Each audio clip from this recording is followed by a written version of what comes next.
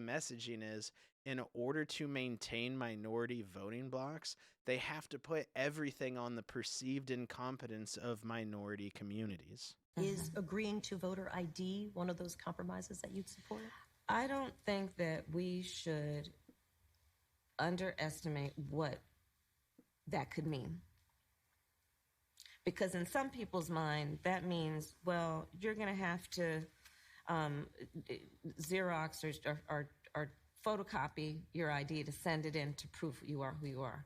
Well, there are a whole lot of people, especially people who live in rural communities, who don't, there's no Kinko's, there's no Office Max near them. People have to understand that when we're talking about voter ID laws, be clear about who you have in mind and what would be required of them to prove who they are.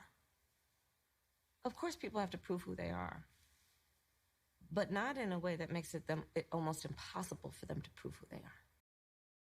So then how? Voter ID is the simplest thing anyone could do. So you can say, of course they have to prove who they are. But if you reject any measure that would have them do that, then you don't really mean it. And notice she says, in some people's mind, that could mean X. In other words, some people are too incompetent to understand what voter ID means.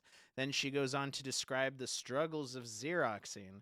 Now, most people have ID, but even if there's some case where someone needed to Xerox their birth certificate, you're saying they don't have access to Kinko's, FedEx, Library, DMV, UPS Store, Office Depot, Office Max, CVS.